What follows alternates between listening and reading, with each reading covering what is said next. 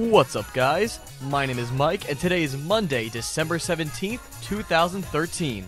And before I start, I want to wish everyone a happy holiday. So, for anyone who's been keeping up, Sega has unveiled a new version of Project DIVA Arcade, titled Future Tone. This new version of Project DIVA Arcade boasts a new graphic engine which looks superior to anything they've ever put out, even better than Dreamy Theater. Also, there is a new gameplay mechanic which makes use of a touch slider, much like the star notes in Project DIVA F.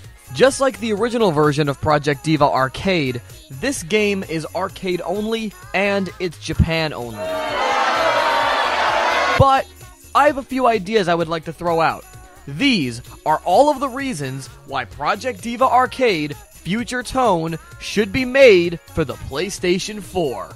The first thing we're going to need to remember if we're considering a console port of Future Tone is the reason why the game is an arcade exclusive to begin with. Remember something, Sega generates revenue by people putting money in the machine. For every quarter, or yen coin that's put in the machine, that is how Sega gets their revenue. So the question is this: what can be done to ensure that that money stays where it is and people still play the arcade game yet have incentive to buy the home version? Well, these are my ideas. The first thing that Sega would have to do is make absolutely no changes to the arcade version of Future Tone. Leave the game the way it is and keep all the arcade cabinets where they are across Japan.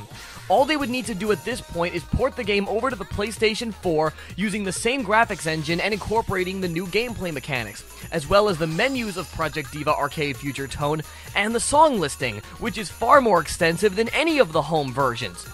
From there, begin to focus on the arcade game again. Remember, new songs are added to Project DIVA Arcade all the time, and with the release of Future Tone, we know new ones are gonna come out. So here's all that Sega needs to do.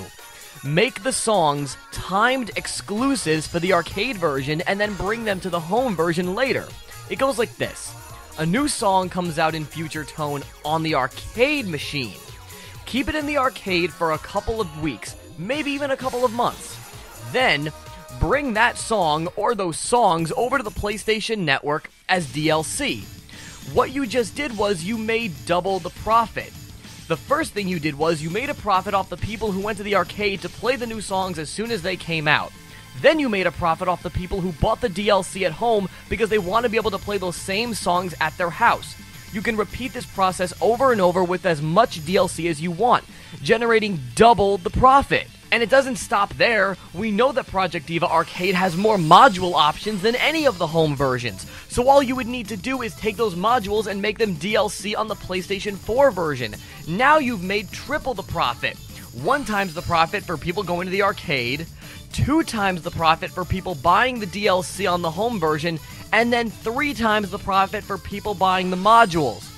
Oh wait, no, that's actually quadruple the profit because people bought the disc. Just like Project DIVA F on the PS3, Project DIVA Future Tone on PS4 can easily be a disc-based game. There is no way that the PS4 can run this, but can't run this. Besides, the arcade version of Project DIVA consistently has looked better and sounded better than the home versions. I mean, this is the PS3 version, and then this is the arcade version. Are we missing something here? Now, one could argue that the PlayStation 3 did not have the technical capabilities to be able to run this game at a smooth frame rate with perfect audio sync and maintain the best graphics possible like the arcade version. I mean, after all, the arcade version is dedicated hardware, where the console is not.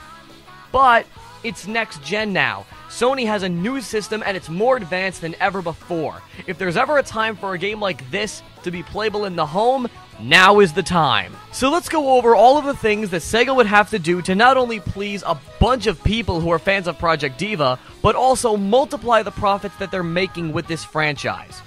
Number 1. Make a home version of Project DIVA Future Tone with the same graphics, same song listing, same gameplay mechanics, and same menu system as the arcade version.